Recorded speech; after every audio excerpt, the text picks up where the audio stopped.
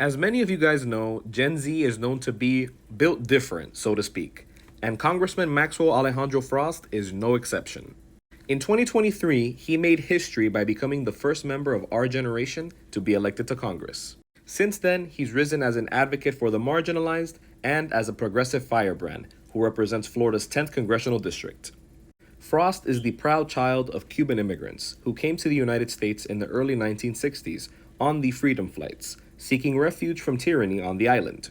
His grandmother, Zenaida Argibay, whom he affectionately calls Yeya, played a very significant role in his upbringing. He often talks about how Yeya worked very hard for many years in factories in Hialeah, Florida, where she faced exploitation, working for an unlivable wage, without a union, and without health care. These hardships deeply impacted Frost and instilled in him the values of resilience and community. Witnessing his grandmother's struggles and the sacrifices she made to provide for her family, Frost was motivated to fight for a more just and equitable society. He saw firsthand the need for fair wages, union representation, and accessible health care for all of which became central issues in his advocacy. Now, as a Latino who grew up just a few minutes away from Hialeah, like myself, I can deeply relate to his story and his upbringing.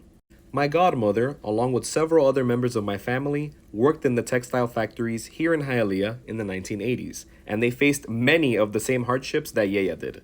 It's an extremely relatable experience for our Latino mothers, fathers, tios, and tias who have gone through the same struggles to provide for their families.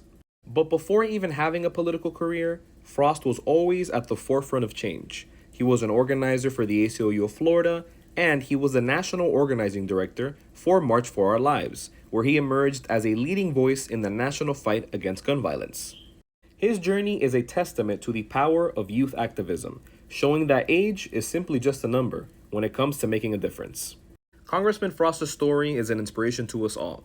His Latino roots and his grandmother's struggles have profoundly shaped his mission to create a better future for all.